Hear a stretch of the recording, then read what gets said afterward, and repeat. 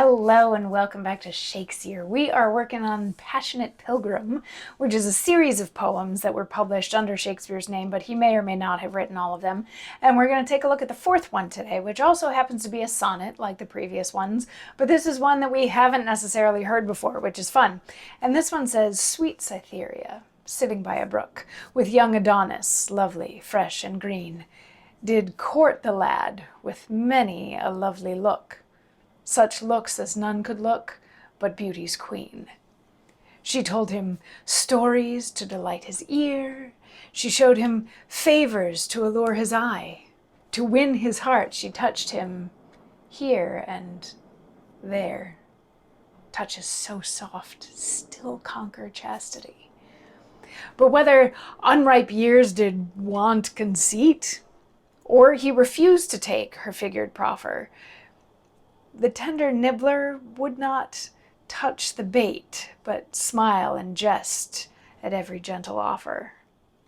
Then fell she on her back, fair queen, and toward he rose and ran away, fool too froward." So this is an interesting one. It seems like it's just a cute little story about a couple of mythological figures. But first of all, Cytherea was a Roman goddess of beauty, and Adonis was part of the Greek mythological system. He was supposed to be really beautiful and maybe the bastard son of somebody. So we've already got a mix of Roman and Greek mythology going on here. But the story, according to this sonnet, is that these two absolutely beautiful beings are sitting next to each other, and she's making a play for him and he's too stupid to realize it. Sort of, she's courting him. She's flirting with him in a way that only such a beautiful woman can flirt with him. She's telling him stories. She's showing him great things. She's touching him in various places in exactly the way that might turn somebody on. But then towards the end of the sonnet, he's like, whether Adonis was too young and stupid to realize what was going on, or if he willfully decided that he wasn't going to give in to her temptations. He just wasn't giving in to her temptations. And then she fell on her back and he rose and ran away.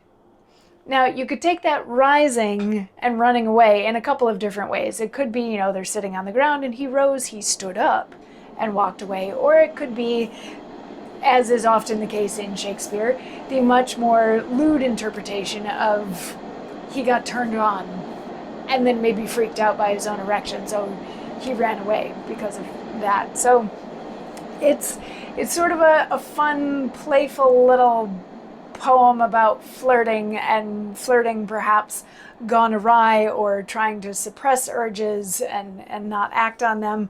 But it's also got this weird mix of Greek and Roman figures together in the same thing, which might be, some of the question as to whether or not Shakespeare wrote this. He would seem to at least have used the Roman names for those gods and goddesses and figures, or specifically used the Greek names, maybe not mixing them up just for the sake of the meter of the poem.